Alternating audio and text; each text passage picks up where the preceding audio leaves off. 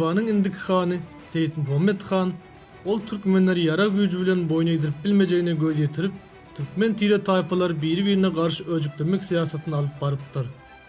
Käbir türkmen taýpalaryny öz tarapyna çekip, gozgolançylaryň güýjüni gowşatmagy hem başarypdyr. Gozgolançylaryň ýagdaýy barha agyrlaşypdyr. Olaryň sany azalypdyr.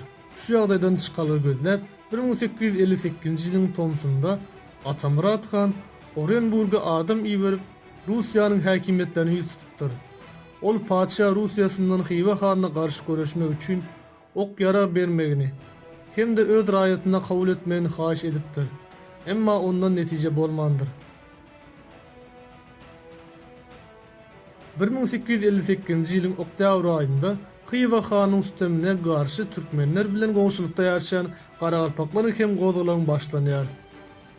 Olar türkmenleriň ýardam bermeginde Goňrat beňligini özbaşdaklandyryp başlaýarlar. Bu işte Atamurat hanyň egindeşi Berdi İngiliz esas orun tutupdyr. Goňrat beýliginde 500 türkmen nökeri hemmişelik saklanypdyr. Emma soňa waka türkmenler bilen Garagalpaklaryň arasynda hyzmatdaşlyk bodulýar. Bu ýagdaýdan peýdalanyp Xiva hanyň Goňrat beýligini ýene-de özüne tawin edýär. Türkmen gozgolançylarynyň güýji barha gowşaýardy. Ýöne halk köpçülik entek ýaragyn dol taşlamak islemeýärdi.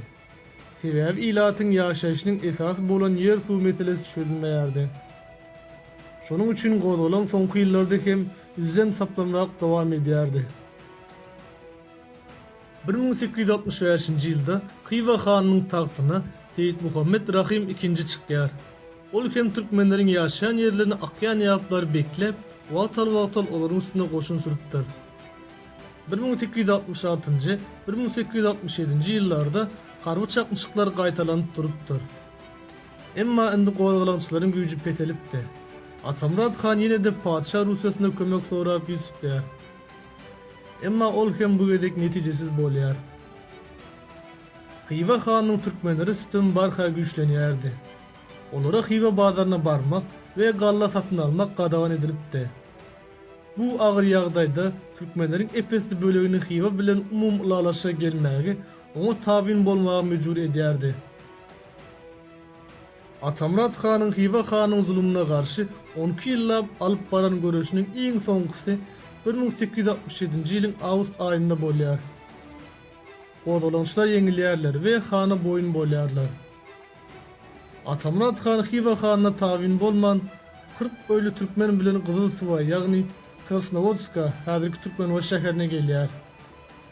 Ol ýerde hem topory bilen Çelekene göçüp barýar.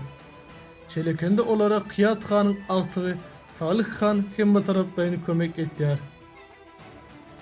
Atamurat Han Çelekende ýaşaýan ýyllary Rus goşunlarynyň Krasnovodskadaky toporynyň serkerdisi bilen ýakyn aragatnaşykda bolupdyr.